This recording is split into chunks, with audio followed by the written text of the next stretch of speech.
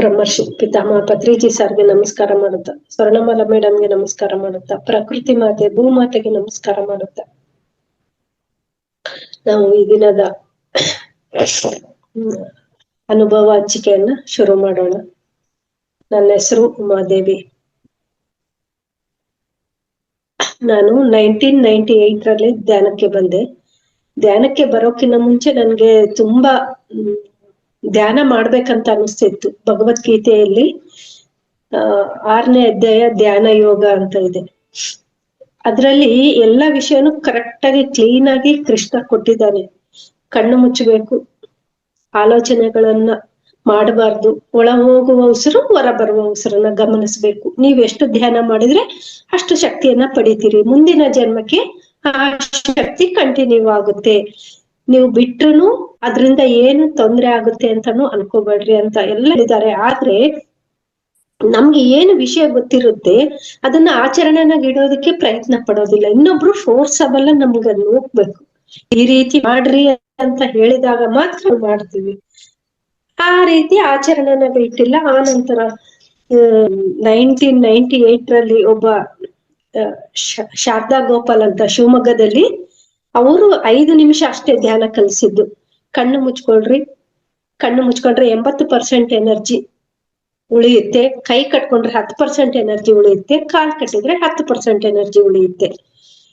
ನಂತರ ಧ್ಯಾನ ಮಾಡುವಾಗ ಯಾವುದೇ ಭಾಗದಲ್ಲಿ ನೋವಾದ್ರೂ ಕಣ್ಣು ತೆಗಿಬಾರ್ದು, ಅಲ್ಲಿ ಕ್ಲೀನಿಂಗ್ ನಡೀತಾ ಇರುತ್ತೆ. ಹುಣ್ಣಿಮೆ ಧ್ಯಾನದಲ್ಲಿ 1 ಗಂಟೆ ಧ್ಯಾನ ಮಾಡಿದ್ರೆ 3 ಗಂಟೆಯ ಶಕ್ತಿ ನಮ್ಗೆ ಬರುತ್ತೆ. ಇಷ್ಟು 3 ಪಾಯಿಂಟ್ ಮಾತ್ರ ನಮ್ಗೆ ಅವತ್ತ ಹೇಳಿದ್ದು. ಆ ಹೇಳಿದಂದಿನಿಂದ ದಿವಸ 5 ನಿಮಿಷ 10 ನಿಮಿಷ ಆ ರೀತಿ ಧ್ಯಾನ ಮಾಡ್ತಾ ಮಾಡ್ತಾ 1 ಗಂಟೆ ತನಕನೂ ಧ್ಯಾನ ಮಾಡೋದಕ್ಕೆ ಶುರು ಮಾಡಿದೆ. ಆಗ ನನ್ನೊಳಗಿನ ಕರ್ಮ ಅನ್ನೋದು ಹೊರಗಡೆ ಬಂತು. ನೋಡ್ರಿ, ಸಮುದ್ರ ಮಂಥನ ಅಂತ ನಾವೇನ್ ಹೇಳ್ತೀವಿ, ಅದು ಅಲ್ಲಿ ನಡೆದಿದೆಯೋ ಇಲ್ಲ. ನಾವು ಯಾವಾಗ ಧ್ಯಾನ ಶುರು ಮಾಡ್ತೀವಿ ಆಗ ನಮ್ಮ ಶರೀರದಲ್ಲಿ ಮಂಥನ ಅನ್ನೋದು ಶುರುವಾಗುತ್ತೆ. ಆಗ ಕರ್ಮಗಳೆಲ್ಲ ಹೊರಗಡೆ ಬರುತ್ತೆ, ಅನಾರೋಗ್ಯಗಳೆಲ್ಲ ಹೊರಗಡೆ ಬರುತ್ತೆ. ಆಗ ಏನಾಗುತ್ತೆ, ವಿಷ, ಸಮುದ್ರ ಮಂಥನ ನಡೆದಾಗ ವಿಷ ಬಂದಿದ್ದನ್ನ ಶಿವ ಕುಡಿತಾನ. ಆದ್ರೆ ನಮ್ಮ ಒಳಗಡೆ ಬಂದಿರುವ ಅನಾರೋಗ್ಯ ಕರ್ಮ ನಾವೇ ಅನುಭವಿಸ್ಬೇಕು. ಅದರಿಂದ ನಾವೇ ಹೊರಗಡೆ ಬರ್ಬೇಕು. ನನಗೆ ಅಜೀರ್ಣ ಸಮಸ್ಯೆ ಅನ್ನುವ ಕರ್ಮ ಹೊರಗಡೆ ಬಂತು. ಆ ಅಜೀರ್ಣ ಸಮಸ್ಯೆ ಯಾವ ರೀತಿ ಇತ್ತು ಅಂದ್ರೆ, 10 ವರ್ಷದ ತನಕನು ನಾನು ಏನ್ ತಿನ್ನಕ್ಕೆ ಆಗ್ತಾ ಇರ್ಲಿಲ್ಲ. ಹುಳಿ ಇಲ್ಲ, ಖಾರ ಇಲ್ಲ, ಮಸಾಲೆ ಇಲ್ಲ, ಕರ್ದು ಪದಾರ್ಥ ಇಲ್ಲ, ಹಾಲು ಇಲ್ಲ. ಹಣ್ಣಿನಲ್ಲಿ ಸಪೋಟ, ಕಲ್ಲಂಗಡಿ, ಕರ್ಬೂಜ. ಸ್ವೀಟ್ಗಳಂದ್ರೆ ಶಾವಿಗೆ ಪಾಯಸ, ಹೆಸರುಬೇಳೆ ಪಾಯಸ, ರವಾ ಗಂಜಿ, ಸಾಬ್ದಾನಿ ಪಾಯಸ. ಹಾಲು ಹಾಕ್ಬಾರ್ದು.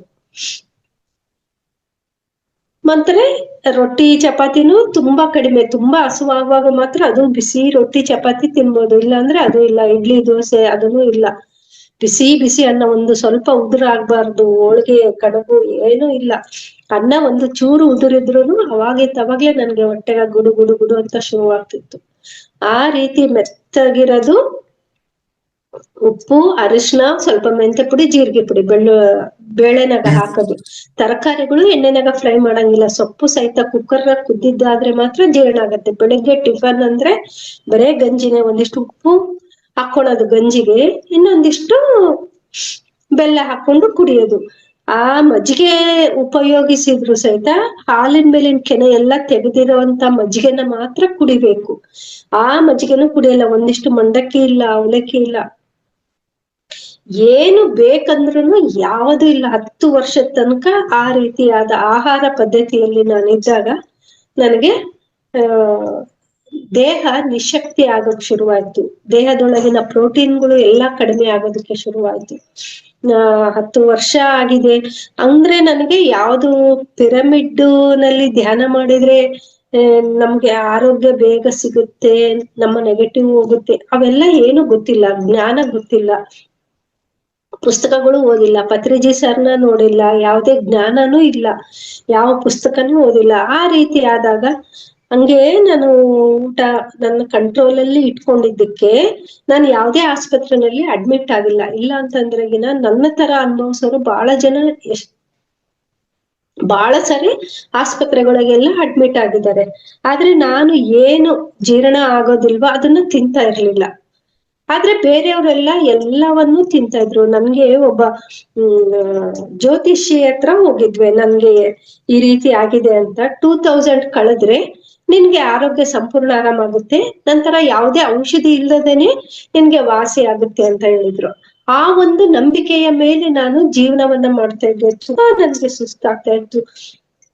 ಧ್ಯಾನಕ್ಕೆ ಕೂತ್ರೆ ಮೈಯೆಲ್ಲ ಬೆವ್ರು ಬರೋದು, ನಾನು ಇವಾಗ ಸಾಯ್ತೀನೋ ಅವಾಗ ಸಾಯ್ತೀನೋ ಅಂತ ಅನಿಸ್ತಾ ಇತ್ತು. ಮತ್ತೆ ಪೇಪರ್ಗಳಲ್ಲಿ ಆತ್ಮಹತ್ಯೆ ಮಾಡ್ಕೊಂಡಿದ್ದಾರೆ ಹೊಟ್ಟೆ ನೋವಿನಿಂದ ಅಂತ ಹೆಡ್ಲೈನ್ ಓದಿದ್ರೆ ಅದನ್ನೆಲ್ಲ ನೋಡ್ದೇ ಇರ್ಲಿಲ್ಲ. ಯಾಕೆಂದ್ರೆ ನಾನು ಎಲ್ಲಿ ಮತ್ತೆ ಆತ್ಮಹತ್ಯೆ ಮಾಡ್ಕೊಂಡ್ಬಿಡ್ತೀನಿ ಅನ್ನೋ ಭಯದಿಂದ. ಯಾಕೆಂದ್ರೆ ಆತ್ಮಹತ್ಯೆ ಮಹಾಪಾಪ ಅನ್ನೋದಷ್ಟೇ ಗೊತ್ತು ನಮ್ಗೆ. ಆತ್ಮಹತ್ಯೆ ಮಾಡ್ಕೊಂಡ್ರೆ ನಾವು ಈಗ ಏನ್ ಅನುಭವಿಸ್ತಾ ಇದೀವೋ ಆ ಕರ್ಮಗಳನ್ನ ಅದನ್ನ ನಾವು ತಪ್ಪಿಸ್ಕೊಳಕ ಆಗೋದಿಲ್ಲ. ಮತ್ತೆ ಮುಂದಿನ ಜನ್ಮ ಪಡೆದಾಗ ಆದ್ರೂನು ಆ ಕರ್ಮಗಳನ್ನ ನಾವೇ ಅನುಭವಿಸ್ಬೇಕು. ಅದರಿಂದ ಬರುವಂತಹ ಜ್ಞಾನವನ್ನ ಪಡೆದು ಅದನ್ನ ಆಚರಣೆಯಲ್ಲಿಟ್ಟಾಗ, ಮತ್ತೆ ಆ ತಪ್ಪುಗಳನ್ನ ಮಾಡದೇ ಇದ್ದಾಗ ಮಾತ್ರ ಆ ಕರ್ಮಗಳಿಂದ ನಾವು ಹೊರಗ್ ಬರಕ್ಕೆ ಸಾಧ್ಯ ಆಗುತ್ತೆ, ಆ ಅನಾರೋಗ್ಯಗಳಿಂದ ನಾವು ಹೊರಗ್ ಬರಕ್ಕೆ ಸಾಧ್ಯ ಆಗುತ್ತೆ ಅನ್ನುವ ಜ್ಞಾನ ನಮ್ಗೆ ಗೊತ್ತಿದ್ದಿಲ್ಲ. ಆದ್ರೂನು ಆತ್ಮಹತ್ಯೆ ಮಾಡ್ಕೋಬಾರ್ದು ಅನ್ನೋ ಒಂದು ಉದ್ದೇಶದಿಂದ ಆ ಪೇಪರ್ಗಳನ್ನು ನಾನು ನೋಡ್ತಾ ಇರ್ಲಿಲ್ಲ.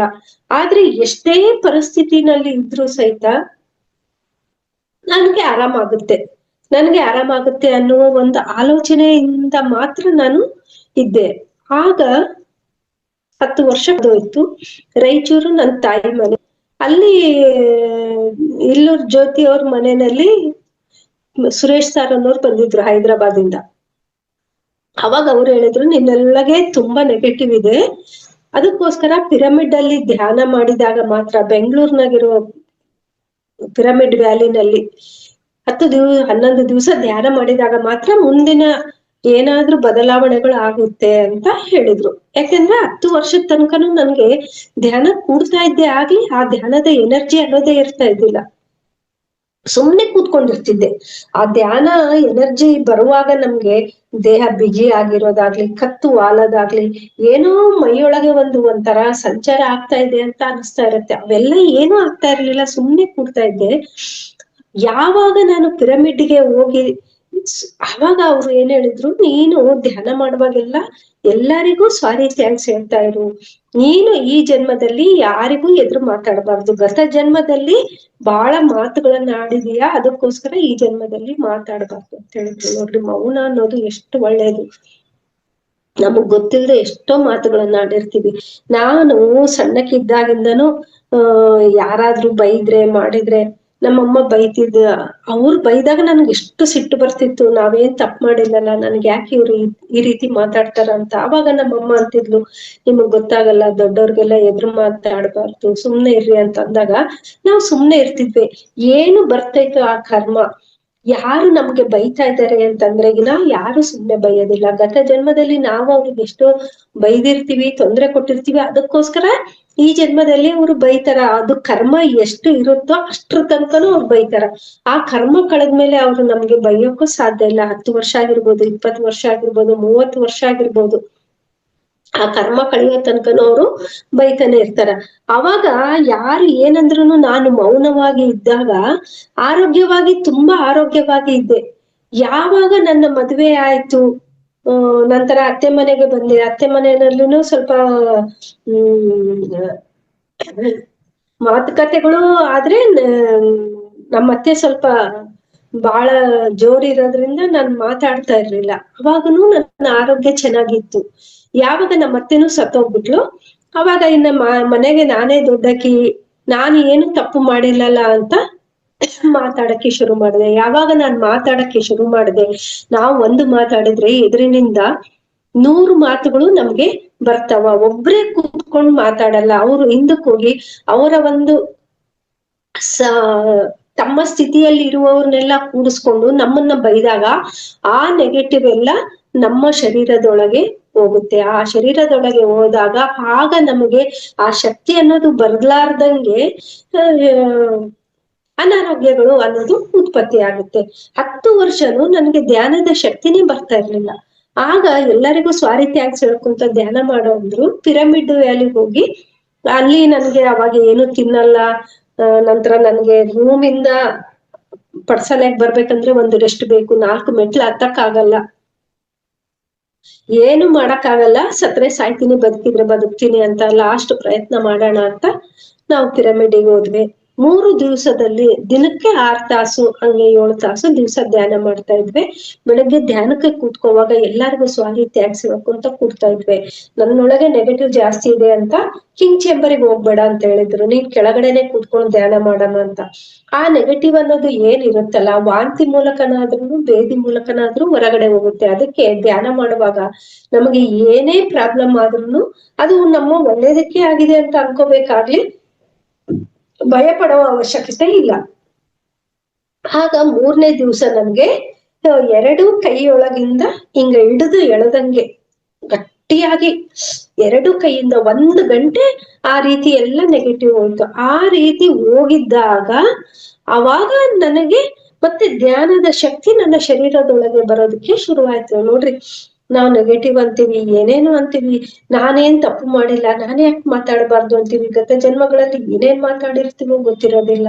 ಅದಕ್ಕೋಸ್ಕರ ಯಾರ ಒಂದು ಗಂಡ ಹೆಂಡತಿ ಆಗ್ಲಿ ಜಗಳ ಮಾಡಿದಾಗ ನಾವು ಏನಾದ್ರೂ ಮಾತಾಡ್ತೀವಿ, ತಪ್ಪಿಲ್ಲ ಅಂತ ಮಾತಾಡ್ತೀವಿ. ಆದ್ರೆ ನಾನು ಮಾತಾಡು, ಅವರು ಮಾತಾಡೋದು, ಮತ್ತೆ ಇಬ್ರು ಮಾತಾಡಿದಾಗ ಮನೆ ಕುರುಕ್ಷೇತ್ರ ಆಗುತ್ತೆ ಅಂತ ಗಂಡಂದ್ರ ಆಗಿರ್ಬೋದು, ಹೆಂಡತಿ ಆಗಿರ್ಬೋದು, ಅವ್ರು ಎದುರಿನವ್ರು ಬಾಯಿ ಮುಚ್ಕೊಂಡಿದ್ದಾರೆ ಅಂದ್ರೆ ಅವ್ರು ಸುಮ್ನೆ ಇರೋದಿಲ್ಲ, ಒಳಗಡೆ ನಮ್ಮನ್ನ ಬೈಕೊಂತ ಇರ್ತಾರ. ಆ ಬೈಗಳೇ ನಮಗೆ ನೆಗೆಟಿವ್ ಆಗಿ ಪರಿವರ್ತನೆ ಆಗುತ್ತೆ. ಅದಕ್ಕೋಸ್ಕರ ನಾವೆಷ್ಟು ಮೌನದಿಂದ ಇರ್ತೀವೋ, ನಾವೆಷ್ಟು ಪ್ರಶಾಂತತೆಯಿಂದ ಇರ್ತೀವೋ ಅಷ್ಟು ನಮಗೆ ನಮ್ಮ ಜೀವನ ಅನ್ನೋದು ಚೆನ್ನಾಗಿರೋದಕ್ಕೆ ಸಾಧ್ಯ ಆಗುತ್ತೆ. ಯಾವಾಗ ನನ್ನೊಳಗಿನ ನೆಗೆಟಿವ್ ಎಲ್ಲ ಹೋಯ್ತು, ಮಾರನೇ ದಿವಸದಿಂದ ಹುಣ್ಣಿಮೆ ಧ್ಯಾನ ಶುರುವಾಯ್ತು.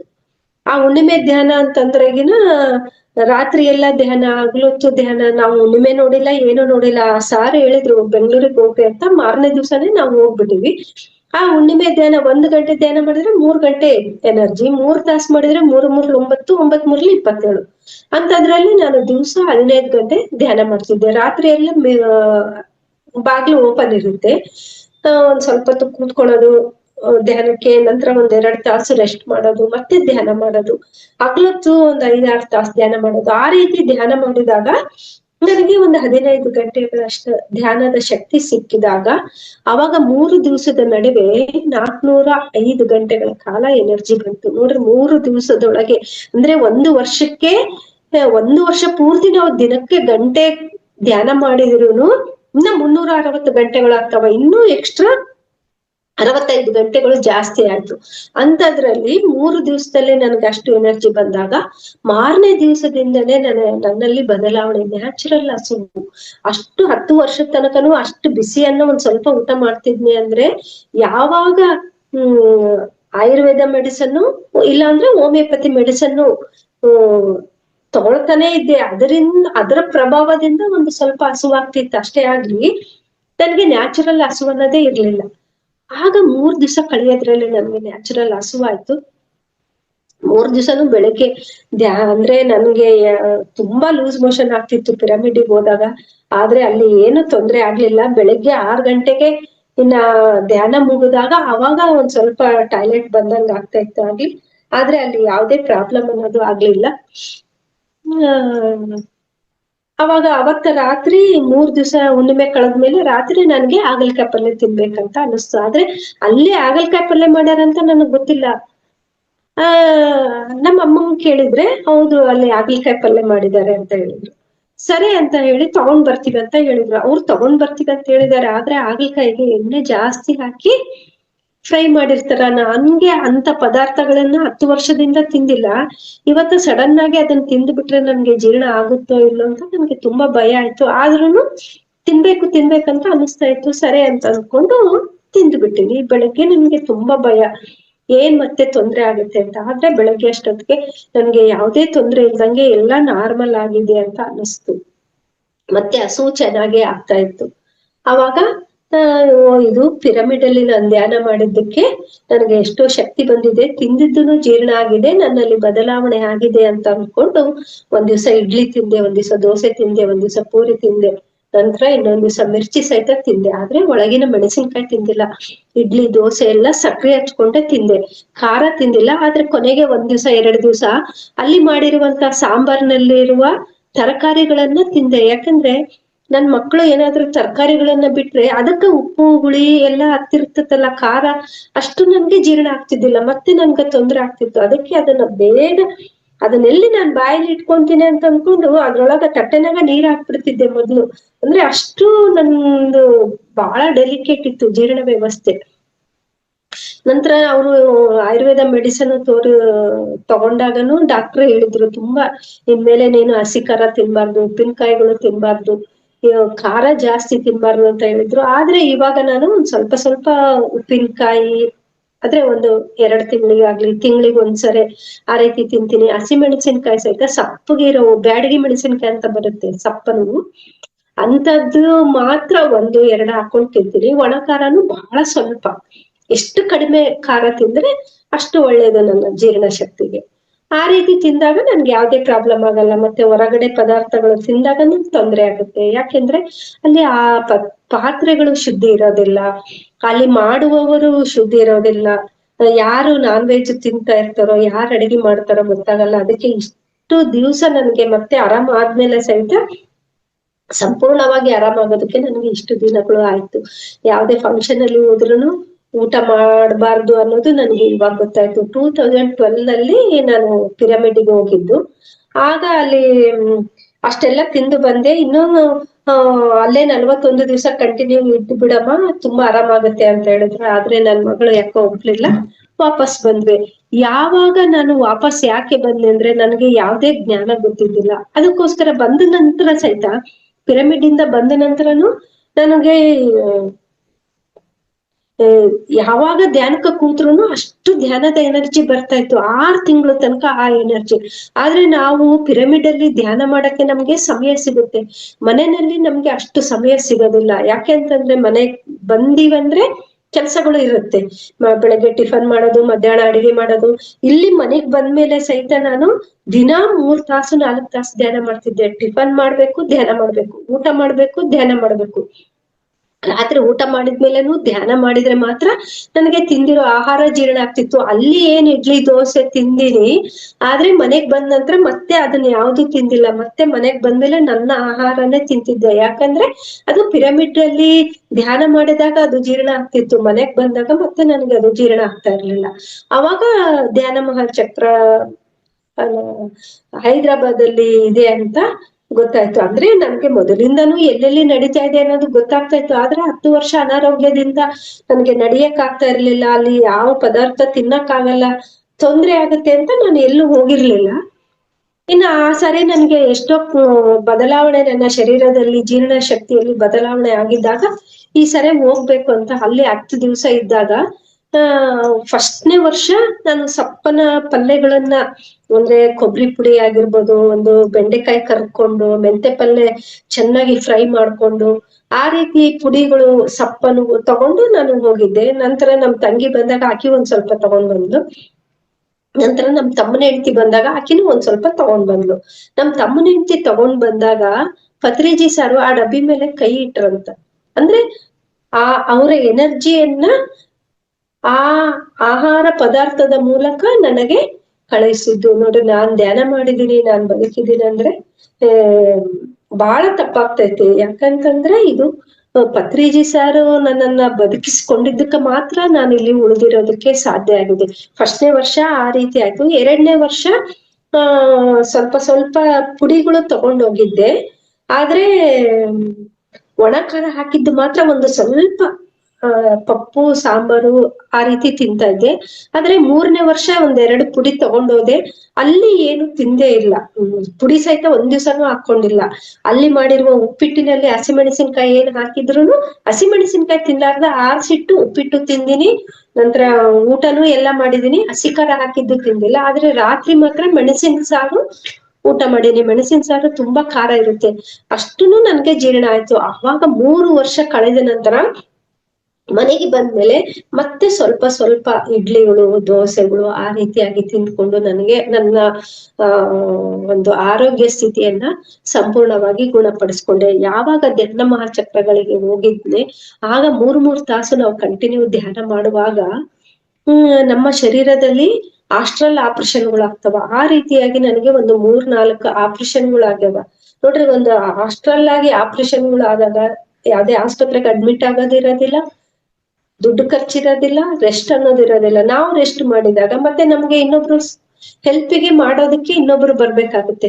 ಇಷ್ಟು ಎಲ್ಲಾ ಪರಿಸ್ಥಿತಿಗಳಿಂದ ನಾವು ಹೊರಗಡೆ ಬರ್ತೀವಿ ಅಂತಂದ್ರೆ, ನಾವು ಧ್ಯಾನ ಮಾಡಿದಾಗ ಎಷ್ಟು, ಇಲ್ಲಾಂದ್ರೆ ಧ್ಯಾನ ನಾನು ಮಾಡಿಲ್ಲ ಅಂತಂದಿದ್ರೆ ನಿಜವಾಗ್ಲೂ ರಾಯಚೂರಲ್ಲಿ ಕೋಟೇಶ್ವರರಾವ್ ಸರ್ ಇದಾರ, ಅವರು ಅವತ್ತ ನಾನ್ ರಾಯಚೂರ್ನಾಗ ಜ್ಯೋತಿ ಅವ್ರ ಮನೆಗೆ ಹೋದಾಗ ಅವ್ರು ಅನ್ಕೊಂಡ್ರಂತ, ಅಯ್ಯೋ ಈ ಅಮ್ಮ ಇನ್ನೊಂದ್ ವಾರದಲ್ಲಿ ವಿಕೆಟ್ ತೆಗಿತಾಳೆ ಅಂತ. ನೋಡ್ರಿ, ಸಾಯುವಂತ ಸ್ಥಿತಿಯಲ್ಲಿ ನಾವು ಪಿರಮಿಡ್ಗೆ ಹೋದ್ರು ಸಹಿತ ಆ ಪಿರಮಿಡ್ ನಮ್ಮನ್ನ ಯಾವ ರೀತಿ ಕಾಪಾಡುತ್ತೆ, ನಂಬಿಕೆ ಇರ್ಬೇಕು. ನನಗ ಆರಾಮ ಆಗೇ ಆಗುತ್ತೆ ಅನ್ನೋ ನಂಬಿಕೆ ಇದ್ದಾಗ ಮಾತ್ರ ನಾವು ಅದರಿಂದ ಹೊರಗಡೆ ಬರೋದಕ್ಕೆ ಸಾಧ್ಯ ಆಗುತ್ತೆ, ಇಲ್ಲ ಅಂತಂದ್ರೆ ಸಾಧ್ಯ ಆಗಲ್ಲ. ಆ ರೀತಿಯಾಗಿ ಎಷ್ಟೋ ಜ್ಞಾನ ನಾನ್ ತುಂಬ್ಕೊಂಡಿದೀನಿ. ನಂತರ ನಾವು ಗಂಡ ಹೆಂಡತಿ ಅಂದಾಗ ಜಗಳಗಳು ಮನೆಯಲ್ಲಿ ಇರುತ್ತೆ, ಆದ್ರೆ ನನ್ನದು ವಿಚಿತ್ರ ಜಗಳ ಏನಂದ್ರೆ ಮಾತೇ ಆಡೋದಿಲ್ಲ ನಮ್ಮ ಮನೆಯವ್ರ ಹತ್ರ. ಅವ್ರು ಏನಾದ್ರು ನಾನು ಹೇಳಿದ್ದು ಕೇಳಿಲ್ಲ ಅಂದ್ರೆ ತಪ್ಪು ಅನ್ನೋದು ಏನು ಇಲ್ಲ ಅಲ್ಲಿ. ಅವರು ತಪ್ಪು ಮಾಡಲ್ಲ, ನಾನು ತಪ್ಪು ಮಾಡಲ್ಲ, ಆದ್ರೆ ಸಿಟ್ಟು ಮಾಡ್ಕೊಳಕ್ಕೆ ಏನಾದ್ರೂ ಒಂದು ನೆವ ಬೇಕಷ್ಟೇ ಗಂಡ ಹೆಂಡತಿಗೆ. ಬೀಗಗಳು ಸ್ಕೂಟರ್ ಬೀಗ ತರೋದು, ಎಲ್ಲೋ ಇಡೋದು, ನಾನು ಹೇಳಿದ ಮಾತು ಕೇಳಿಲ್ಲ ಅನ್ನೋದು, ನಾನು ಬೇಕಾಗಿರುವಂತಹ ಮಿರ್ಚಿ ಅವರು ಹೊರಗಡೆಯಿಂದ ತಂದಿಲ್ಲ ಅಂದ್ರೆ ನನ್ನೊಳಗೆ ನಾನು ಸಿಟ್ಟು ಮಾಡ್ಕೊಳ್ಳೋದು. ನೋಡ್ರಿ, ಹೊರಗಡೆಯಿಂದ ಅವ್ರಿಗೆ ಬರೋರ್ಗೆ ಏನ್ ಗೊತ್ತಾಗುತ್ತೆ ನಮ್ಗೆ ಬೇಕಾಗಿರೋದು ಏನು ಅಂತ. ಆ ರೀತಿಯಾಗಿ ಸಿಟ್ಟುಗಳನ್ನ ಮಾಡ್ಕೊಂಡು 1 ವಾರ ಆಗ್ಲಿ, 15 ದಿವಸ, ತಿಂಗಳುಗಟ್ಲೆ ಅವ್ರ ಹತ್ರ ಮಾತೇ ಆಡ್ತಿರ್ಲಿಲ್ಲ, ಸುಮ್ನೆ ಇರ್ತಿದ್ದೆ. ಎಷ್ಟು ಅವರು ನನ್ ತಪ್ಪಾಯ್ತು ಸಾರಿ ಅಂತ ಕೇಳಿದ್ರು ನಾನು ಒಪ್ಕೊಂತ ಇರ್ಲಿಲ್ಲ. ಅಹಂಕಾರ ಅನ್ನೋದು ಅಡ್ಡ ಬರುತ್ತೆ. ನಾವು ಅಷ್ಟು ಸುಲಭವಾಗಿ ನಮ್ಮ ತಪ್ಪುಗಳನ್ನ ಒಪ್ಕೊಳೋದಿಲ್ಲ. ಯಾವಾಗ ನಾವ್ ಈ ರೀತಿ ಜಗಳ ಮಾಡ್ತಿರ್ತೀವಿ, ಯಾರಿಗೂ ನಷ್ಟ ಇಲ್ಲ, ನಮ್ ಗಂಡಂಗೂ ನಷ್ಟ, ಹೆಂಡತಿನೂ ನಷ್ಟ ಅನುಭವಿಸ್ತಾ ಇರ್ತಾಳ. ಅದಕ್ಕೋಸ್ಕರ 2012 ಅಲ್ಲಿ ಪ್ರೇಮ್ನಾಥ್ ಸಾರು ಒಂದು ಕ್ಲಾಸ್ ನಲ್ಲಿ ಹೇಳಿದ್ರು, ಲಕ್ಷ್ಮೀನಾರಾಯಣರು ಅಂದ್ರೆ ಗಂಡ ಹೆಂಡತಿ ಅಂತ ನಾವ್ ಅಂದ್ಕೊಂತೀವಿ, ಆದ್ರೆ ನಿಜವಾದ ಲಕ್ಷ್ಮೀನಾರಾಯಣರು ಅಂದ್ರೆ ನಾವೇ ಗಂಡ ಹೆಂಡತಿ ಅಂತ ಅಂದ್ಕೊಳೋದಿಲ್ಲ. ಯಾವಾಗ ಆಫೀಸಿಂದ ಬರುವಾಗ ಎಷ್ಟೋ ಅವ್ರಿಗೆ ಸಾಕಾಗಿರುತ್ತೆ, ಬಂದ ತಕ್ಷಣನೇ ನಾವೇನ್ ಕೇಳ್ತೀವಿ, ಏನೋ ಹೇಳಿರ್ತೀವಿ ತಗೊಂಡ್ ಬಾ ಅಂತ, ಅದನ್ ತಂದಿಲ್ಲ ಅಂತಾರ, ಸಿಟ್ಟು ಬಂದ್ಬಿಡುತ್ತೆ. ಇಲ್ಲ ಸಿನಿಮಾಕ್ ಹೋಗ್ಬೇಕು ಬೇಗ ಬಾ ಅಂತ ಹೇಳಿರ್ತೀವಿ, ಬರೋದಿಲ್ಲ, ಸಿಟ್ಟು ಬಂದ್ಬಿಡುತ್ತೆ. ನಾವೇನು ಕೇಳಿರ್ತೀವೋ ಅದು ಆಗಿಲ್ಲ ಅಂದ್ರೆ ಅಷ್ಟು ಸಿಟ್ಟು ಬರುತ್ತೆ. ಅವ್ರ ಕೆಲ್ಸಗಳು ಏನಿರುತ್ತೋ, ಅವ್ರದ್ದು ಟೆನ್ಷನ್ಗಳು ಏನಿರುತ್ತೋ, ಮನೆಗ್ ಬಂದ ನಂತರ ನಗ್ನಗ್ತಾ ಮಾತಾಡ್ಕೊಂತ ಯಾವಾಗ ಒಂದ್ ಕಪ್ ಕಾಫಿ ಆಗ್ಲಿ, ಒಂದ್ ಕಪ್ ಟೀ ಕೊಟ್ಟು ಆಮೇಲೆ ಸಮಾಧಾನವಾಗಿ ನಾವು ಕೇಳಿದ್ರೆ ಅವ್ರಿಗೂನು ಸಿಟ್ಟು ಬರೋದಿಲ್ಲ, ಅವರು ಮಾತಾಡ್ತಾರ ಚೆನ್ನಾಗಿ. ನಂತರ ಈ ರೀತಿ ನಾವು ಮಾತಾಡ್ಲಾರ್ದಂಗೆ ಗಂಡನ ಜೊತೆ ಒಂದು ದಾಂಪತ್ಯ ಜೀವನ ನಡೆಸ್ತಾ ಇದ್ದಾಗ ಅವರಿಗೆ ಶಕ್ತಿ ಅನ್ನೋದು ಇರೋದಿಲ್ಲ. ಯಾವಾಗ್ಲೂ ಹೆಂಡತಿ ನಗ್ತಾ ಇದ್ದಾಗ, ಪ್ರೀತಿಯಿಂದ ಇದ್ದಾಗ ಮಾತ್ರ ಗಂಡು ಮಕ್ಕಳು ತಮ್ಮ ಕೆಲಸಗಳಲ್ಲಿ ವಿಜಯಗಳನ್ನ ಸಾಧಿಸ್ತಾರೆ ಅಂತ ಹೇಳ್ತಾರೆ. ಪ್ರತಿಯೊಬ್ಬರಿಗೂ ಗೊತ್ತು ಈ ವಿಷಯ, ಒಂದು ಗಂಡಿನ ಯಶಸ್ಸಿನ ಹಿಂದೆ ಹೆಣ್ಣು ಇದ್ದಾಳೆ ಅಂತ. ಆದ್ರೆ ನಾವು ಅದನ್ನ ಇಟ್ಕೊಂಡು ಗಂಡಂದ್ರೂ ಎಷ್ಟು ಆಟ ಆಡಿಸ್ತೀವಿ, ನಾನಿಲ್ಲ ಅಂತಂದ್ರೆ ನಿನ್ ಜೀವನ ಇಲ್ಲ ಅಂತ. ಆದ್ರೆ ಅದು ಅಲ್ಲ ಮೇನ್ ಅರ್ಥ. ಏನಂದ್ರೆ ಒಂದು ಸೆಕ್ಸ್, ಗಂಡ ಹೆಂಡತಿ ಸರಿಯಾಗಿ ಇದು ಸಂಭೋಗ ಮಾಡಿದಾಗ ಆ ಹೆಂಡತಿಯಿಂದ ಗಂಡನಿಗೆ ಶಕ್ತಿ ಅನ್ನೋದು ಬರುತ್ತೆ. ಅದಕ್ಕೋಸ್ಕರ ಆ ಗಂಡ ತನ್ನ ಕೆಲಸ ಕಾರ್ಯಗಳಲ್ಲಿ ಯಶಸ್ಸುಗಳನ್ನ, ತನ್ನ ಜೀವನವನ್ನ ನೆಮ್ಮದಿಯಾಗಿ ಕಳೆಯೋದಕ್ಕೆ ಸಾಧ್ಯ ಆಗುತ್ತೆ. ಅದಕ್ಕೋಸ್ಕರ ಗಂಡಂದ್ರು ಹೆಂಡತಿ ಸತ್ತ ನಂತರ ಒಂದು 3 ತಿಂಗಳಾಗ್ಲಿ, ವರ್ಷ ಆಗ್ಲಿ ಇನ್ನೊಂದು ಮದ್ವೆಗಳನ್ನ ಮಾಡ್ಕೊತಾರ. ಆದ್ರೆ ಹೆಣ್ಮಕ್ಳು ಗಂಡ ಸತ್ತನ ಅಂತ ಇನ್ನೊಂದು ಮದ್ವೆಗಳನ್ನ ಮಾಡ್ಕೊಳೋದಿಲ್ಲ. ಒಂದು ಕಸ ಮುಸ್ರೆ ಆಗ್ಲಿ ಮಾಡ್ಕೊಂಡು ತನ್ನ ಮಕ್ಕಳನ್ನ ಸಾಕೊಂತ ತಾನು ಜೀವನವನ್ನ ಮಾಡೋದಕ್ಕೆ ಸಾಧ್ಯ ಆಗುತ್ತೆ. ಯಾಕೆಂದ್ರೆ ಹೆಣ್ಮಕ್ಳಲ್ಲಿ ತಮ್ಮನ್ನು ತಾವು ನಿಭಾಯಿಸ್ಕೊಳ್ಳುವಂತಹ ಶಕ್ತಿ ಇದೆ.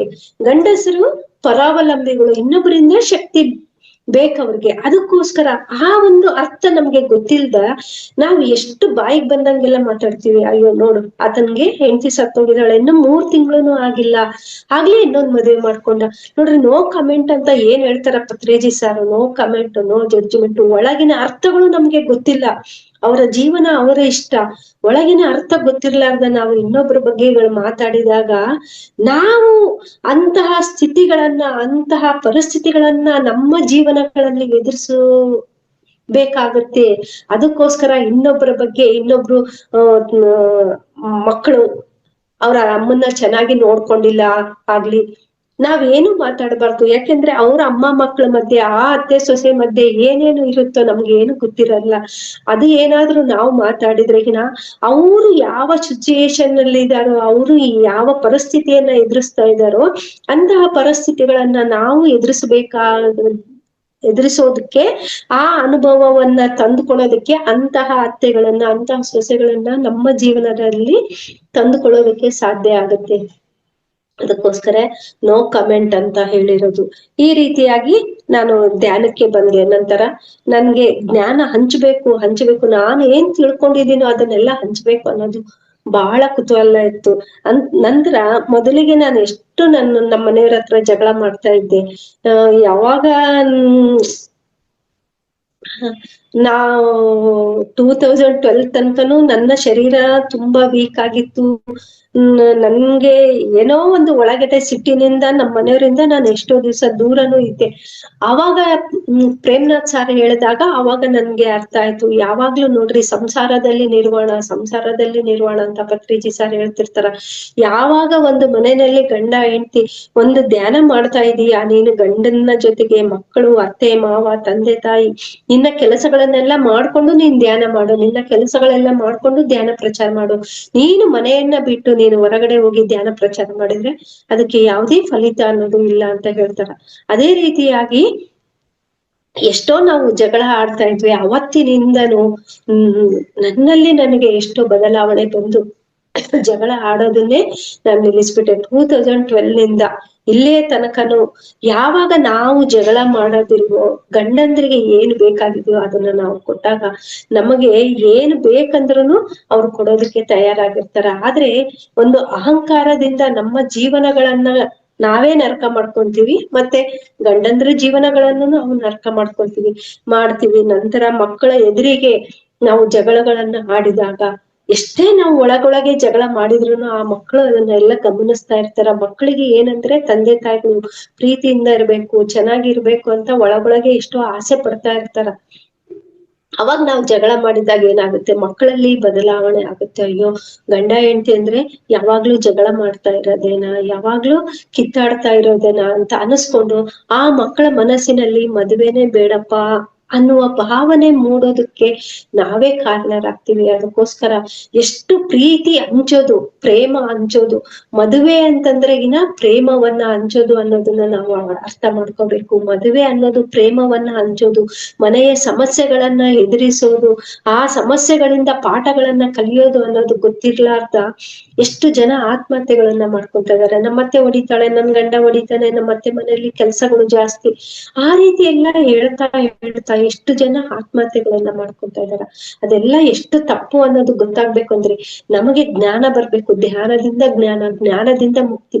ಯಾವಾಗ ನಾವು ಧ್ಯಾನ ಮಾಡ್ತೀವೋ ಆವಾಗ ನೋಡ್ರಿ, ನಾನು 10 ವರ್ಷ ಅನುಭವಿಸಿದೆ ಅಜೀರ್ಣ ಸಮಸ್ಯೆಯನ್ನ. ಯಾವಾಗ ಸ್ವರೀತ್ಯಾಂಗ್ ಹೇಳ್ಕೊಂತ ಪಿರಮಿಡ್ ಅಲ್ಲಿ ಧ್ಯಾನ ಮಾಡಿದಾಗ ನನಗೆ ಹೆಂಗೆ ಜೀರ್ಣ ಆಯ್ತು, ಅವಾಗ ನನಗೆ ಗೊತ್ತಾಯ್ತು, ನಾನು ಮನೆಗ್ ಬಂದವ್ರಿಗೆಲ್ಲ ತುಂಬಾ ಊಟ ಕೊಡ್ತಾ ಇದ್ದೆ, ಅವ್ರಿಗೆ ಬೇಕಾಗಿದ್ದ ಅಡುಗೆಗಳನ್ನೆಲ್ಲ ಕೊಡ್ತಾ ಇದ್ದೆ, ನಾನು ಎಷ್ಟೋ ದಾನ ಮಾಡಿದ್ದೀನಿ ಅಂತ. ಆದ್ರೆ ನಮ್ಮ ಎದುರಿಗೆ ಏನು ಕೆಲ್ಸಗಳು ಬರ್ತಾವೋ ಅವೆಲ್ಲ ನಾವು ಮಾಡ್ಬೇಕಾಗಿರದೆ, ನಾವು ಗತ ಜನ್ಮದಲ್ಲಿ ಬೇರೆಯವ್ರ ಹತ್ರ ಎಷ್ಟೋ ಮಾಡಿಸ್ಕೊಂಡ್ ಬಂದಿರ್ತೀವಿ. ಅದಕ್ಕೆ ಈ ಜನ್ಮದಲ್ಲಿ ಮಾಡಿದಾಗ ಮಾತ್ರ ಅದು ಬ್ಯಾಲೆನ್ಸ್ ಆಗುತ್ತೆ. ನಾವು ಇನ್ನೊಬ್ಬರಿಗೆ ಎಷ್ಟೋ ಆಹಾರ ಪದಾರ್ಥ ಇನ್ನೂ ಹೆಚ್ಚಿಗೆ ಕೊಟ್ಟಂಗೆಲ್ಲ ನನ್ನ ಜೀರ್ಣ ಶಕ್ತಿ ಇನ್ನೂ ಚೆನ್ನಾಗಾಗ್ತಿತ್ತು. ಎದುರಿನವ್ರು ಕೇಳಕ್ ಬಂದಾಗ ಅವ್ರಿಗೆಲ್ಲ ಬೇಕಾದಷ್ಟು ಮಾಡಿದೀವಿ, ಇನ್ನ ಮಾಡೋದು ಬೇಡ ಅಂತಂದ್ರೆ ನಮಗೆ ಜೀರ್ಣ ಶಕ್ತಿ ಅನ್ನೋದು ಕುಂದುತ್ತಾ ಹೋಗುತ್ತೆ, ಅಜೀರ್ಣ ಶಕ್ತಿ ಅನ್ನೋದು ಜಾಸ್ತಿ ಆಗ್ತಾ ಹೋಗುತ್ತೆ. ಯಾವಾಗ ಸ್ವರೀತ್ಯಾಂಗ್ಸ್ ಹೇಳ್ತಾ ನಾನು ಧ್ಯಾನ ಮಾಡಿದೆ ಆವಾಗ ನನಗೆ ಗೊತ್ತಾಯ್ತು, ನಾನು ಬೇರೆ ಯಾರೂ ಇದಕ್ಕೆ ಕಾರಣ ಅಲ್ಲ, ನನಗೆ ನಾನೇ ಕಾರಣ ಅನ್ನೋದು ಗೊತ್ತಾಯ್ತು. ಯಾಕೆ ಅಂದ್ರೆ ಗತ ಜನ್ಮದಲ್ಲಿ ನೋಡ್ರಿ, ಎಷ್ಟೋ ತಂದೆ ತಾಯಿಗಳದ್ದಾಗ್ಲಿ ಆಸ್ತಿ ತಿಂದಿರ್ತೀವಿ, ಇನ್ನೊಬ್ರಿಗೆ ಮೋಸ ಮಾಡಿರ್ತೀವಿ, ಆಹಾರ ಪದಾರ್ಥಗಳನ್ನ ವೇಸ್ಟ್ ಮಾಡಿರ್ತೀವಿ, ಮತ್ತೆ ಯಾರಾದ್ರೂ ನಮ್ಮ ಮನೆ ತನಕ ಕೇಳಕ್ ಬಂದ್ರೆ ಅವ್ರಿಗೆ ಆಹಾರ ಪದಾರ್ಥಗಳನ್ನ ಕೊಟ್ಟಿರೋದಿಲ್ಲ. ಅದೆಲ್ಲ ನಮಗೆ ಅಜೀರ್ಣ ಸಮಸ್ಯೆ ಯಾವಾಗ ನಮ್ಮಲ್ಲಿ ಇರೋದನ್ನ ಒಂದು ಸ್ವಲ್ಪ ಕೊಟ್ಟಾಗ ಮಾತ್ರ ನಮಗೆ ಜೀರ್ಣಶಕ್ತಿ ಅನ್ನೋದು ಚೆನ್ನಾಗಿ ಆಗುತ್ತೆ. ಇನ್ನೊಬ್ರಿಗೆ ಕೊಟ್ಟಿದ್ದು ಅಮೃತ ಆಗುತ್ತೆ, ನಾವು ಬಚ್ಚಿಟ್ಕೊಂಡು ತಿಂದಿದ್ದು ವಿಷ ಆಗುತ್ತೆ ಅಂತ ನಮ್ಮ ಅವ್ವ ಯಾವಾಗ್ಲೂ ಹೇಳ್ತಾ ಇದ್ಲು. ಅದರ ಅರ್ಥಗಳು ನಮ್ಗೆ ಗೊತ್ತಿರೋದಿಲ್ಲ ಕರೆಕ್ಟ್ ಆಗಿ. ನಾವು ಜೀವನವನ್ನ ಯಾವ ಜ್ಞಾನ ಗೊತ್ತಿಲ್ಲ ಅಂದ್ರೂ ಪರವಾಗಿಲ್ಲ, ಧರ್ಮವನ್ನ ನಾವು ಆಚರಣೆ ಮಾಡಿದಾಗ ನಾವು ಎಷ್ಟು ಅದ್ಭುತವಾಗಿ ಜೀವನವನ್ನ ಮಾಡ್ಬೋದು. ಧರ್ಮ ನೋಡ್ರಿ, ಮಾತೃ ದೇವೋಭವ ಅಂತೀವಿ, ಪಿತೃ ದೇವೋಭವ ಅಂತೀವಿ, ಆಚಾರ್ಯ ದೇವೋಭವ ಅಂತೀವಿ. ಮಾತೃ ದೇವೋಭವ ಅಂತ ಬಾಯಿನಿಂದ ಹೇಳಿದ್ರೆ ಸಾಕಾಗಲ್ಲ. ಆಕಿ ಎಷ್ಟು ಬೆರಕಿ ಇದ್ರು ಸಹಿತ, ಆಕಿ ಏನು ಮಾಡಿದ್ರು ಸಹಿತ ಆ ತಾಯಿಯ ಋಣವನ್ನ ತೀರ್ಸೋದಕ್ಕೆ ಆಗೋದಿಲ್ಲ ಅಂತಂದಾಗ ಅವ್ರು ಎಷ್ಟೇ ದುಡ್ಡು ಕೇಳ್ತಾ ಇರ್ತಾರೆ ಕರೆಕ್ಟು, ಆದ್ರೆ ನಮ್ಗೆ ಕೈಲಾಗಿದ್ದಷ್ಟಾದ್ರೂ ನಾವು ದಾನ ಮಾಡ್ಲೇಬೇಕು. ಆ ತಂದೆ ತಾಯಿಗಳಿಗೆ ಗೌರವ ಅನ್ನೋದು ಕೊಡ್ಬೇಕು, ಬೆಲೆ ಅನ್ನೋದು ಕೊಡ್ಬೇಕು, ನಮ್ಮ ಕೈಲಾಗಿದ್ದಷ್ಟು ಸಹಾಯ ಮಾಡ್ಬೇಕು. ಪತ್ರಿಜಿ ಸರ್ ಏನ್ ಹೇಳ್ತಾರಂದ್ರೆ, ಮೊದಲಿನ ಕಾಲದಂಗೆ ತಂದೆ ತಾಯಿ ಹೇಳಿದ ಮಾತು ಕೇಳೋದು ಅಲ್ಲ, ನಾವೆಲ್ಲ ಸತ್ಯದ ಮಾರ್ಗದಲ್ಲಿ ನಡೆಯೋರು. ಸತ್ಯವನ್ನ ಬಿಟ್ಟು ಅಸತ್ಯದಲ್ಲಿ ನಡಿ ಅಂತಂದ್ರೆ ಆಗ ತಂದೆ ತಾಯಿಗಳ ಮಾತುಗಳನ್ನ ನಾವು ಕೇಳ್ಬೇಕಾಗಿಲ್ಲ. ನಾವು ಸತ್ಯದ ಮಾರ್ಗದಲ್ಲೇ ನಡಿಬೇಕು. ನೋಡ್ರಿ, ನಮ್ಮ ಅತ್ತೆನು ಯಾವಾಗ್ಲೂ ದುಡ್ಡು ಕೊಡು ದುಡ್ಡು ಕೊಡು ಅಂತ ಹೇಳ್ತಾ ಇದ್ಲು. ಆದ್ರೆ ನಾವು ಅಷ್ಟು ನಾವು ಎಷ್ಟು ಅವಶ್ಯಕತೆ ಇದೆಯೋ ಅಷ್ಟು ಮಾತ್ರ ಕೊಡ್ತಿದ್ವಿ. ಆಕೆ ಕೇಳಿದಷ್ಟು ನಮ್ಗೆ ಕೊಡಕ್ ಆಗ್ತಾ ಇರ್ಲಿಲ್ಲ. ನಮ್ಮ ಜೀವನನೂ ನಡಿಬೇಕು, ನಂತರ ಮುಂದಿನ ದಿನಗಳೆಲ್ಲ ಅವ್ರು ನಮ್ಮ ಮನೆಗ್ ಬಂದಾಗ ಅವ್ರನ್ನ ನೋಡ್ಕೊಳೋದಕ್ಕೂ ನಾವು ದುಡ್ಡು ಇಟ್ಕೋಬೇಕು. ಮುಂದಿನ ಏನೇ ಕಾರ್ಯಕ್ರಮ ಆದ್ರೂನು ನಾವೇ ದುಡ್ಡು ಇಟ್ಕೊಂಡಿರ್ಬೇಕಾಗಿರೋ ಅಂತ ಪರಿಸ್ಥಿತಿ ಇರೋದ್ರಿಂದ ನಾವು ಅವ್ರು ಕೇಳಿದಷ್ಟು ಕೊಡ್ತಿದ್ದಿಲ್ಲ, ನಮ್ಮ ಕೈಲಾಗಿದ್ದಷ್ಟು ಕೊಟ್ಟಿದ್ದಾಗ ನನ್ಗೆ ಅದೊಂದು ಗಿಲ್ಟ್ ಕಾಡ್ತಾ ಇತ್ತು. ಅಯ್ಯೋ, ನಮ್ಮ ಅತ್ತೆ ಅಷ್ಟು ಕೇಳಿದ್ರು ನಾವು ಕೊಟ್ಟಿಲ್ವಲ್ಲ ಅಂತ. ಆದ್ರೆ ಒಬ್ಬ ಮೇಡಮ್ ಹೇಳಿದ್ರು, ಇಲ್ಲ, ಯಾರಾದ್ರೂನು ನಮ್ಗೆ ಹಾಲು, ಒಂದು ತಮ್ಗೆ ಹಾಲು ಕೊಡು ಅಂತ ಕೇಳಿದ್ರೆ ಒಂದು ತಮ್ಗೆ ಹಾಲುನು ನಮ್ಮ ಹತ್ರ ಇರೋದನ್ನ ಕೊಡಬಾರ್ದು. ನಮಗೆ ಬೇಕಾಗಿದ್ದಷ್ಟು, ನಮ್ಮ ಮನೆಯವ್ರಿಗೆ ಬೇಕಾಗಿದ್ದಷ್ಟು ನಾವು ಇಟ್ಕೊಂಡು ನೀನು ಒಂದು ಗ್ಲಾಸ್ ಮಾತ್ರ ಕೊಡ್ಬೇಕು. ಅದು ತಪ್ಪು. ಒಂದು ತಂದೆ ತಾಯಿ ಕೇಳಿದ್ರು ಸಹಿತ ನಮ್ಗೆ ಎಷ್ಟು ಸಾಧ್ಯ ಆಗುತ್ತೋ ಅಷ್ಟೇ ಕೊಡ್ಬೇಕು. ನೋಡ್ರಿ, ದಾನಗಳಲ್ಲಿ ನಮ್ಗೆ ಬಂದಿರುವ ಒಂದು ಅಮೌಂಟಿನಲ್ಲಿ 4 ಭಾಗ ಮಾಡ್ಬೇಕು. ಒಂದು ಜೀವನ ನಡೆಸೋದಕ್ಕೆ, ಒಂದು ಆಪತ್ ಕಾಲಕ್ಕೆ, ಇನ್ನೊಂದು ವೃದ್ಧಾಪ್ಯಕ್ಕೆ ಇಟ್ಕೊಂಡು ಇನ್ನೂ ಒಂದು ಭಾಗದಲ್ಲಿ ಮಾತ್ರ ನಾವು ದಾನ ಮಾಡ್ಬೇಕು. ಯಾವ್ದೇ ಕಥೆಗಳಲ್ಲಿ ಆಗ್ಲಿ, ಯಾವ್ದೇ ಪುರಾಣಗಳಲ್ಲಾಗ್ಲಿ ನಿನಗ ಬಂದಿದ್ದಕ್ಕಿನ್ನ ಹೆಚ್ಚಿಗೆ ದಾನ ಮಾಡು ಅಂತ ಯಾರು ಹೇಳಿಲ್ಲ. ಆ ಶಾಸ್ತ್ರನೂ ಒಪ್ಪಲ್ಲ, ಯಾವ ದೇವರುಗಳನ್ನು ಒಪ್ಪೋದಿಲ್ಲ. ಆ ರೀತಿಯಾಗಿ ನಾವು ಜೀವನ ಮಾಡಿದಾಗ ಮಾತ್ರ ನಮ್ಮ ಜೀವನ, ನಮ್ಮ ಹಾಸಿಗೆಗೆ ಇದ್ದಷ್ಟು ಕಾಲು ಚಾಚು ಅಂತ ಹೇಳ್ತಾರ. ವೇದ ಸುಳ್ಳಾದ್ರೂ ಗಾದೆ ಸುಳ್ಳಾಗದು ಅಂತ ಏನ್ ಹೇಳ್ತಾರ, ಆ ರೀತಿಯಾಗಿ ನಾವು ಜೀವನ ಮಾಡಿದ್ರೆ ಮಾತ್ರ ನಮ್ಮ ಜೀವನ ಅದ್ಭುತವಾಗಿರುತ್ತೆ. ಆಗ ಧ್ಯಾನಮ ಚಕ್ರಗಳಲ್ಲಿ ಹೋಗಿ ಬಂದ್ಮೇಲೆ ನನ್ಗೆ ಎಷ್ಟೋ ಕ್ಲಾಸ್ಗಳು, ನನ್ನ ಜ್ಞಾನ ಹಂಚ್ಕೋಬೇಕು ಅನ್ನೋದು ಅನ್ನಿಸ್ತಾ ಇತ್ತು. ಆದ್ರೆ ನಮ್ಮ ಶಕ್ತಿ ಜಾಸ್ತಿ ಆಗ್ಬೇಕು. ಯಾವಾಗ ನಮ್ಮ ಆತ್ಮಶಕ್ತಿ ಜಾಸ್ತಿ ಆದಾಗ ಮಾತ್ರ ನಾವು ಹೇಳಿದ ಮಾತುಗಳನ್ನ ಇನ್ನೊಬ್ರು ಕೇಳ್ತಾರ.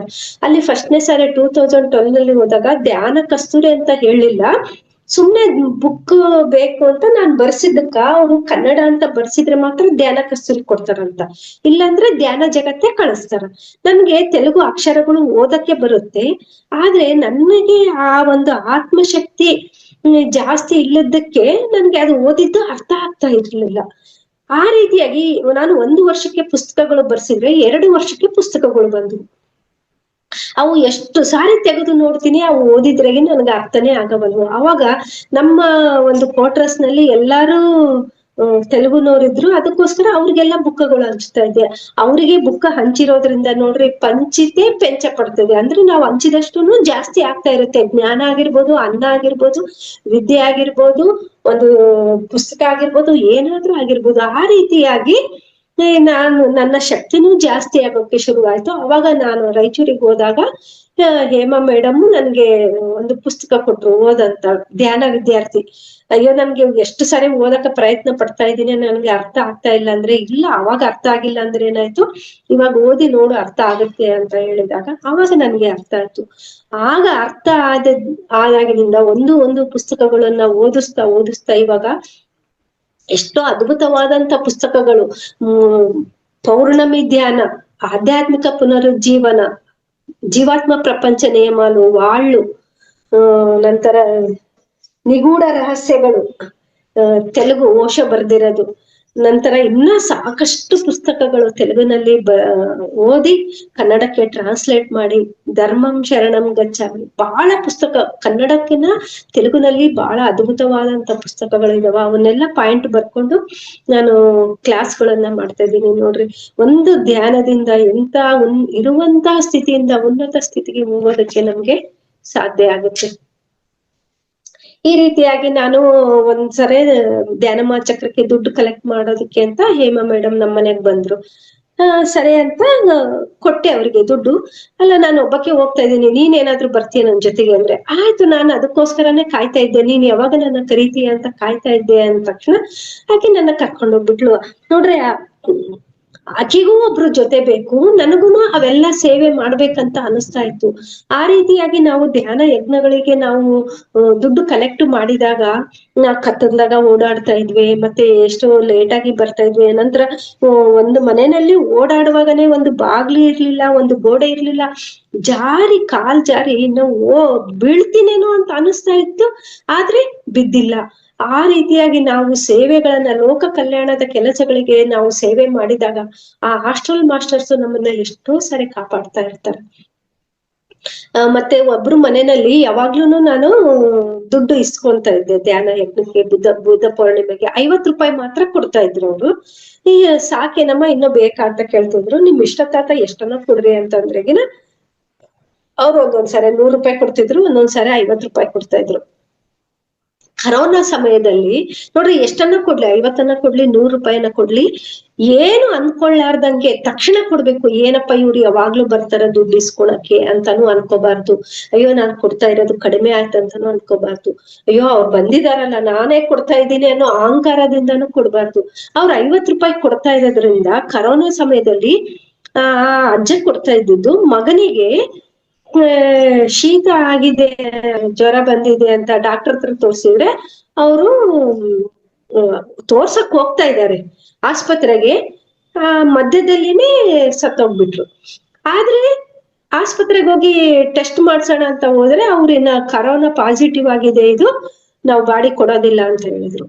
ಆ ಮಗನ ಅಂತ್ಯಕ್ರಿಯೆ ಇದು ಒಂದು ದಿನ ಕಾರ್ಯ ಮಾಡುವಾಗ 5ನೇ ದಿವಸ ಅವ್ರ ಅಪ್ಪ ಅಂದ್ರೆ ತಾತ, ನನ್ ಮಗಂದು ದಿವ್ಸ ಇದೆ ಎಲ್ಲಾರು ಬರ್ರಿ ಅಂತ ನೆಂಟ್ರಿಗೆ ಫೋನ್ ಮಾಡುವಾಗ ಅವ್ರೆಲ್ಲ ನಿಮ್ ಮನೆಗ ಕರೋನಾ ಬಂದು ಸಾವಾಗಿದೆ, ನಾವು ಕರೋನಾ ಅಂತಾನು ಗೊತ್ತಿಲ್ಲ, ಕೆಮ್ಮಾಗಿದೆ, ಶೀತ ಆಗಿದೆ ಅಂತ ಮನೇಲಿದ್ದಾರ.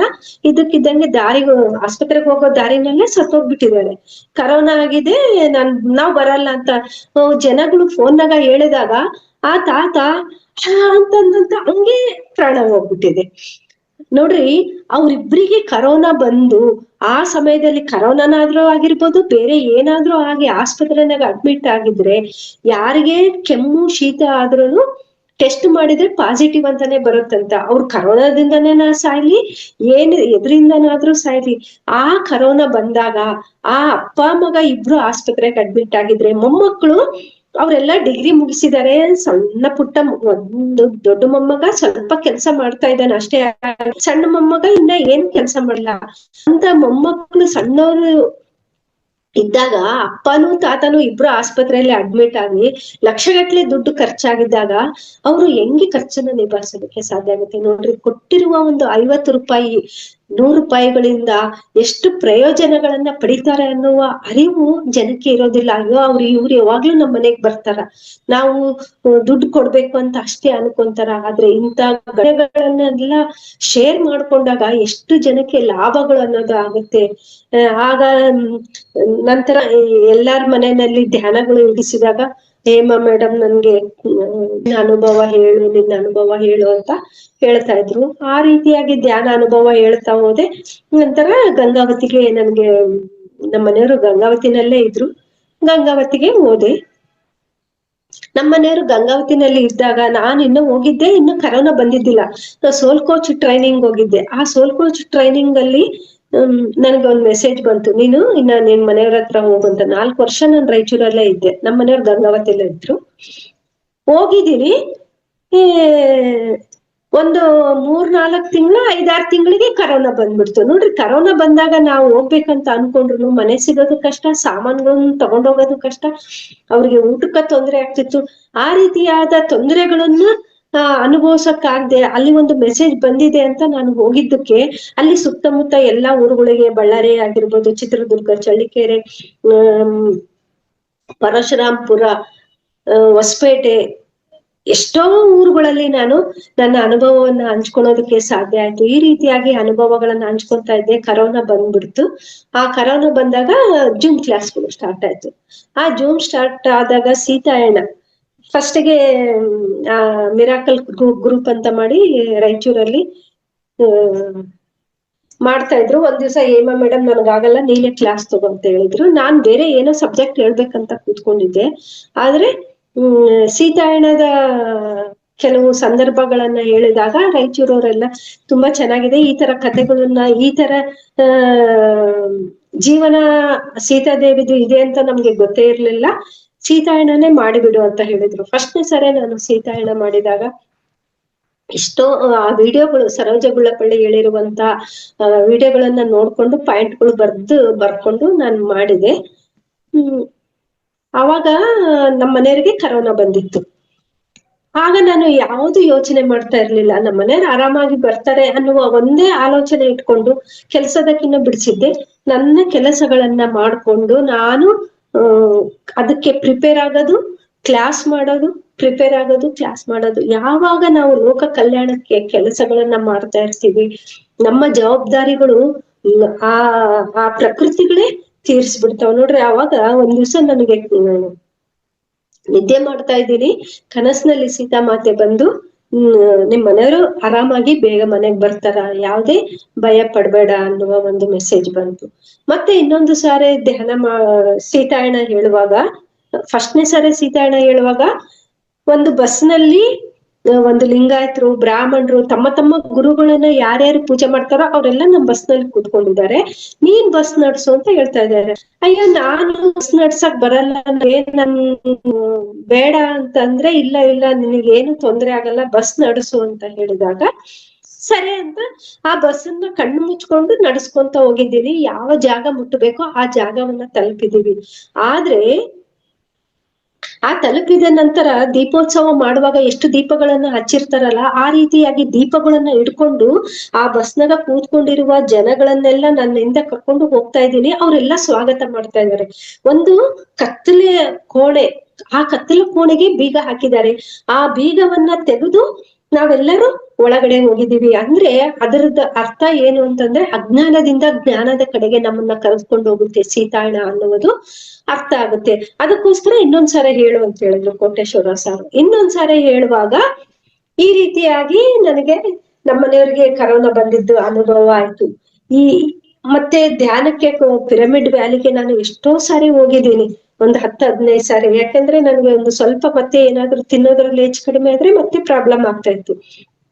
ಆ ರೀತಿ ಎಲ್ಲ ಹೋಗಿದ್ದಾಗ ಅನ್ನದಾನಕ್ಕೆ ಮತ್ತೆ ದುಡ್ಡು ಕೊಡು ಅಂತಾನು ನನಗೆ ಮೆಸೇಜ್ ಬಂತು ನೋಡ್ರಿ. ಅನ್ನದಾನಕ್ಕೆ ದುಡ್ಡು ಕೊಡು ಅಂತ ಒಂದ್ಸರಿ ಮೆಸೇಜ್ ಬಂತು. ನಂತರ ಶಾಕಾಹಾರ ರ್ಯಾಲಿಗಳಲ್ಲಿ ಭಾಗವಹಿಸ್ಬೇಕು ಅಂತ. ಅಯ್ಯೋ ಇವ್ರು ಏನಪ್ಪಾ ಇಷ್ಟು ಶಾಕಾಹಾರ ರ್ಯಾಲಿಗಳು ಮಾಡ್ತಾರೆ, ಯಾವಾಗ್ಲೂ ದುಡ್ಡು ಕೇಳ್ತಾ ಇರ್ತಾರೆ ಅಂತಾನೆ ಅನ್ಕೊಂತ ಇದ್ದೆ ನಾನು ನಿಜವಾಗ್ಲು. ಆದ್ರೆ ಯಾವಾಗ ನನಗೆ ಮೆಸೇಜ್ ಬಂತು ಶಾಕಾಹಾರ ರ್ಯಾಲಿಯಿಂದನೂ ನನ್ನ ಒಂದು ಕರ್ಮ ಕಳಿಯೋದಕ್ಕೆ ಸಾಧ್ಯ ಅಂತ, ಅವಾಗ ನನಗೆ ಗೊತ್ತಾಯ್ತು. ಯಾಕೆ ಅಂತಂದ್ರೆ ಇವಾಗ ಅಜೀರ್ಣ ಸಮಸ್ಯೆ ಬರ್ತಾ ಇದೆ ಅಂತಂದ್ರೆ ಗತ ಜನ್ಮದಲ್ಲಿ ನಾವು ಎಷ್ಟೋ ನಾನ್ ವೆಜ್ ತಿಂದಿರ್ತೀವಿ, ಅದರ ಕರ್ಮದ ಫಲದಿಂದ ಸಹಿತ ನಮ್ಗೆ ಇವಾಗ ಅಜೀರ್ಣ ಸಮಸ್ಯೆ ಅನ್ನೋದು ಬರುತ್ತೆ. ಆಗ ಗೊತ್ತಾಯ್ತು, ಇವೆಲ್ಲವಷ್ಟು ಶಾಕಾಹಾರ ರ್ಯಾಲಿಗಳು ಅಂತಂದ್ರೆ ಸುಮ್ನೆ ಅಲ್ಲ. ಯಾವಾಗ ನಾವು ಜನರನ್ನ ಎಬ್ಬಿಸ್ತೀವೋ, ಆ ಜನರಿಗೆ ಒಂದು ಒಳ್ಳೆಯ ಮಾರ್ಗವನ್ನ ತೋರಿಸಿದಾಗ ನಮ್ಮ ಕರ್ಮಗಳನ್ನು ಕ್ಲಿಯರ್ ಆಗುತ್ತೆ ಅನ್ನೋದು ನನಗೆ ಅವಾಗ ಗೊತ್ತಾಯ್ತು. ನಂತರ ಪಾಂಪ್ಲೆಂಟ್ಗಳು ಹಂಚೋದು.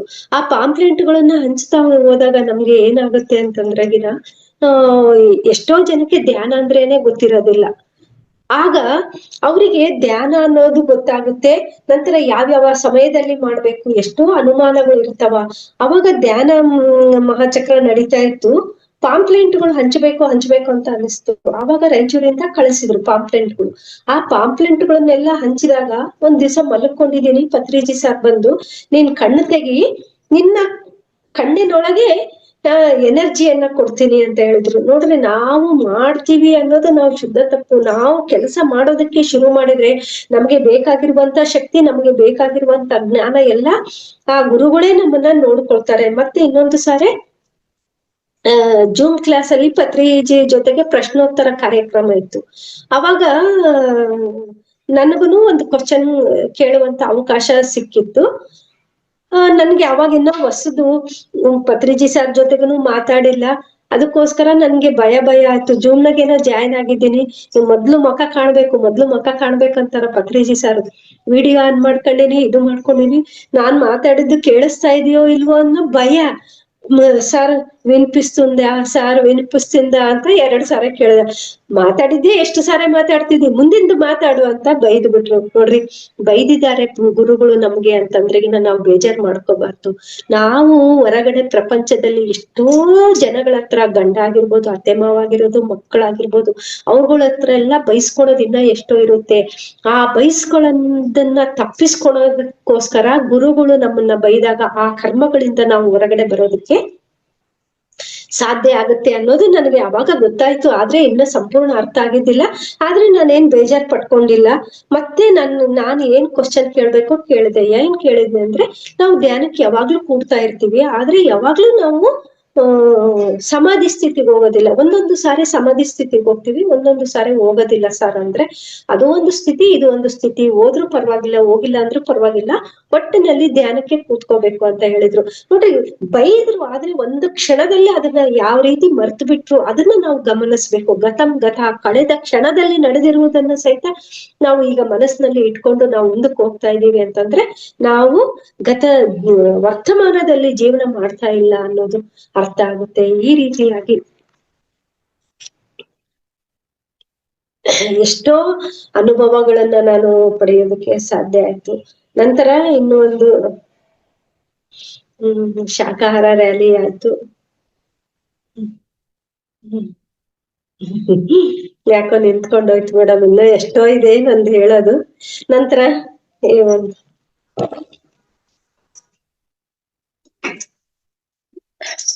ನನ್ನ ಅನುಭವ ಎಲ್ಲ ಈ ಒಂದು ಪುಸ್ತಕದಲ್ಲಿ ಬರ್ದಿದ್ದೀನಿ. ಗ್ಯಾಸ್ಟ್ರಿಕ್ ಅಜೀರ್ಣ ಕರ್ಮ. ಗ್ಯಾಸ್ಟ್ರಿಕ್ ಇಂದ ನಾವೊಂದು ಆಯುರ್ವೇದ ಮೆಡಿಸನ್ ತಗೊಂಡ್ರೆ 6 ತಿಂಗಳು ಆ ಫುಡ್ ಯಾವ ರೀತಿ ತಗೊಂಡ್ರೆ ನಮ್ಗೆ ಗುಣಮುಖ ಆಗುತ್ತೇವೆ. ನಂತರ ಅಜೀರ್ಣದಿಂದ ಇದ್ದಾಗ ನಾವು ಒಂದ್ ಸ್ವಲ್ಪ ಧ್ಯಾನ ಮಾಡ್ಕೊಂತ ನಂತರ ಔಷಧಿಗಳನ್ನ ಸೇವನೆ ಮಾಡಿದಾಗ ಅದರಿಂದ ಹೊರಗಡೆ ಬರ್ಬೋದು. ಕರ್ಮದಿಂದ ನಮ್ಗೆ ಗ್ಯಾಸ್ಟ್ರಿಕ್ ಆಗಿದ್ದಾಗ ಎಷ್ಟೋ ನಾವು ಧ್ಯಾನವನ್ನ ಮಾಡ್ಬೇಕು, ಸೇವೆಗಳನ್ನ ಮಾಡ್ಬೇಕು, ಮತ್ತೆ ದುಡ್ಡುಗಳನ್ನ ಕಲೆಕ್ಟ್ ಮಾಡ್ಬೇಕು, ನಾವು ಜ್ಞಾನ ತಿಳ್ಕೋಬೇಕು. ಮತ್ತೆ ನಾವು ಆ ತಪ್ಪುಗಳನ್ನ ನಾವು ಮಾಡ್ಲಾರ್ದಂಗ ನೋಡ್ಕೊಂಡಾಗ ಮಾತ್ರ ನಾವು ಆ ಕರ್ಮಗಳಿಂದ ಹೊರಗಡೆ ಬರೋದಕ್ಕೆ ಸಾಧ್ಯ ಆಗುತ್ತೆ. ಯಾಕೆಂತಂದ್ರೆ ನನ್ಗೇನು ಬುಕ್ಕ ಏನ್ ಬರೆಯೋದ್ ಬಿಡು, ನಂದೇನ್ ದೊಡ್ಡ ಅನುಭವ ಅಂತ ಅನ್ಕೊಂಡಿದ್ದೆ. ಆದ್ರೆ ಎಲ್ಲಿ ಹೋದ್ರುನು ಗ್ಯಾಸ್ಟ್ರಿಕ್ ಸಮಸ್ಯೆ ಅನ್ನೋದು ತುಂಬಾ ಇದೆ ಇವಾಗ ಎಲ್ಲಾ ಕಡೆಗೂ. ಅದಕ್ಕೋಸ್ಕರ ನನ್ನಿಂದ ನಾನು ಇಷ್ಟು ವರ್ಷ ಯಾತಕ್ಕೆ ಅನುಭವಿಸಿದೆ, ನನ್ನ ಒಂದು ಕಷ್ಟ ಇನ್ನೊಬ್ರು ಪಡಬಾರ್ದು, ಇನ್ನೊಬ್ಬರಿಗೆ ಒಂದು ದಾರಿ ದೀಪ ಆಗ್ಲಿ ಅನ್ನೋ ಉದ್ದೇಶದಿಂದ ಈ ಪುಸ್ತಕವನ್ನ ಬರ್ದಿದ್ದೀನಿ. ಈ ಪುಸ್ತಕ 40 ರೂಪಾಯಿ ಇದೆ. ಯಾರಾದ್ರೂ ಬೇಕಿದ್ರೆ ನನ್ನ ಒಂದು ಫೋನ್ ನಂಬರ್ಗೆ ಫೋನ್ ಮಾಡಿ ನೀವು ಮಾತಾಡಿ ಅಡ್ರೆಸ್ ಕಳಿಸಿದ್ರೆ ಆ ಪುಸ್ತಕವನ್ನ ಪೋಸ್ಟಿನ ಮೂಲಕ ಕಳಿಸ್ತೀನಿ ಮೇಡಮ್. ಎಷ್ಟೋ ಜನ್ಮದ ಕರ್ಮಗಳನ್ನ ಈ ಜನ್ಮದಲ್ಲಿನೇ ನಾವು ಧ್ಯಾನ ಮಾಡಿ ನಾವು ಕಳ್ಕೊಂಡಿದೀವಿ ಅಂತ ಅನ್ನೋದು ನನ್ಗೆ ಗೊತ್ತಾಗ್ತಾ ಇದೆ. ಎಷ್ಟೋ ದೊಡ್ಡದಾಗಿ ಬಂದಿರುವಂತಹ ಸಮಸ್ಯೆಗಳನ್ನ ಕೇವಲ ಸ್ವಲ್ಪ ಕರ್ಮಗಳನ್ನ ಅನುಭವಿಸೋದ್ರ ಮೂಲಕ ಆ ಕರ್ಮಗಳಿಂದ ಹೊರಗಡೆ ಬಂದಿದೀವಿ ಅನ್ನೋದು ಗೊತ್ತಾಗ್ತಾ ಇದೆ. ಒಂದು ಸಾರಿ ನನ್ಗೆ ರಾಯಚೂರಲ್ಲಿ ಮಹಾವತಾರ್ ಬಾಬಾ ಫೌಂಡೇಶನ್ ಅವ್ರ ಕೆಲ್ಸಗಳ ಒಂದು ಪ್ರೋಗ್ರಾಮ್ ಮಾಡಿದಾಗ ಅಲ್ಲಿ ನನಗೆ ಒಂದು ಪ್ರಚಾರ ಮಾಡುವ ಅವಕಾಶ ಬಂತು. ಆಟೋದಲ್ಲಿ ಪಾಂಪ್ಲೆಂಟ್ಗಳನ್ನ ಹಂಚ್ತಾ ಹೋಗೋದು.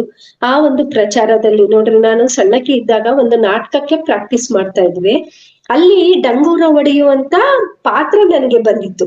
ನೋಡ್ರಿ, ಯಾವುದೇ ನಮಗೆ ಮುಂದಿನ ಬೆಳವಣಿಗೆಯ ಸೂಚನೆ ನಮ್ಗೆ ಸಣ್ಣ ವಯಸ್ಸಿನಲ್ಲಿನೇ ಗೊತ್ತಾಗುತ್ತೆ. ಡಂಗೂರ ಹೊಡೆಯೋದು ಅಂತಂದ್ರೆ ಪ್ರಚಾರ ಎಲ್ಲರಿಗೂ, ಊರಿನ ಜನಕ್ಕೆಲ್ಲ ಹೇಳ್ಕೊಂಡ್ ಬರೋದು. ಅಲ್ಲಿ ನಾನು ನಾಟಕದಲ್ಲಿ ಒಂದು ರಾಜನ ಆಜ್ಞೆಯ ಪ್ರಕಾರ ನಾನು ಒಂದು ವಿಷಯವನ್ನ ಡಂಗೂರ ಹೊಡೆದೆ. ಆದ್ರೆ ಇಲ್ಲಿ ಗುರುಗಳ ಆಜ್ಞೆಯ ಪ್ರಕಾರ ಈ ರೀತಿಯಾಗಿ ಧ್ಯಾನದ ಕಾರ್ಯಕ್ರಮಗಳು ನಡೀತಾ ಇದೆ ಅನ್ನೋದನ್ನ ನಾನು ಊರಿನಾಗ ಎಲ್ಲರಿಗೂ ಹಂಚೋದಕ್ಕೆ ಮಾಡೋದಕ್ಕೆ ಒಂದು ಅವಕಾಶ ಅನ್ನೋದು ಸಿಕ್ಕಿ, ಶಾಕಾಹಾರ ರ್ಯಾಲಿ ಮಾಡಿದಾಗ ಸಹಿತ ನಾನೇ ಆಟೋದಾಗ ಹೋಗಿ ಮೈಕ್ ಇಟ್ಕೊಂಡು ಎಲ್ಲಾ ಪ್ರಚಾರ ಮಾಡೋದಕ್ಕೆ ಒಂದು ಅವಕಾಶ ಸಿಕ್ಕಿತು. ಯಾವಾಗ ಆ ಒಂದು ಪ್ರಚಾರ ಮಾಡಿರೋದ್ರಿಂದ ನನ್ನನ್ನ ಒಂದು ಸ್ಟೇಜ್ ಮೇಲೆನೆ ಕೂರಿಸ್ಬಿಟ್ರು ರಾಯಚೂರಲ್ಲಿ ಮಹಾವತಾರ ಬಾಬಾ ಫೌಂಡೇಶನ್ ಪ್ರೋಗ್ರಾಮ್ ನಡೆದಾಗ. ಆ ಒಂದು ಸ್ಟೇಜಿನಲ್ಲಿ ಕೂತ್ಕೊಂಡಾಗ ನಂದು ಒಂದು 10 ನಿಮಿಷ ಅಷ್ಟೇ ಅನುಭವ ಹಂಚು ಅಂತ ಹೇಳಿದ್ರು, ಆದ್ರೆ 2 ತಾಸು ಕೂಡಿಸಿ ಬಿಟ್ರಲ್ಲಿ ಎಷ್ಟು ನನಗೆ ಕಣ್ಣು ತೆಗಿಯಕ್ಕೆ ಆಗ್ತಾ ಇಲ್ಲ, ಅಷ್ಟು ಎನರ್ಜಿ ಬರ್ತಾ ಇದೆ.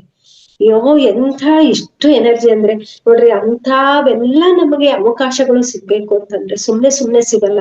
ನಾವು ಸೇವೆ ಮಾಡಿದಾಗ ಮಾತ್ರ ಅಂತ ಅವಕಾಶಗಳು ನಮ್ಗೆ ಸಿಗೋದಕ್ಕೆ ಸಾಧ್ಯ ಆಗುತ್ತೆ. ಇಷ್ಟು ನನಗೆ ಅವಕಾಶ ಮಾಡಿಕೊಟ್ಟಿದ್ದಕ್ಕೆ ನಾನು ಮೊನ್ನೆನೂ ಮತ್ತೆ ನೆನೆಸ್ಕೊಂಡೆ, ಬಾಬಾ ಫೌಂಡೇಶನ್ ನಮ್ಗೆ ಅನುಭವ ಹಂಚಿಕೆ ಕರ್ದಿಲ್ಲ. ಒಂದ್ ದಿವ್ಸ ಯಾವತ್ತೋ ಕರ್ದಿದ್ರು, ಅವತ್ ನನಗೆ ಅನುಕೂಲ ಆಗಿರ್ಲಿಲ್ಲ. ಮತ್ತೆ ಮೊನ್ನೆ ನೆನೆಸ್ಕೊಂಡೆ, ಇವತ್ತ ಮತ್ತೆ ನನ್ಗೆ ಅವಕಾಶ ಸಿಕ್ತು. ಈ ಒಂದು ಅವಕಾಶ ಕೊಟ್ಟಿದ್ದಕ್ಕೆ ತುಂಬ ಹೃದಯದ ಧನ್ಯವಾದಗಳನ್ನ ಅರ್ಪಿಸ್ತಾ ಇದ್ದೀನಿ ಮೇಡಮ್. Thank you.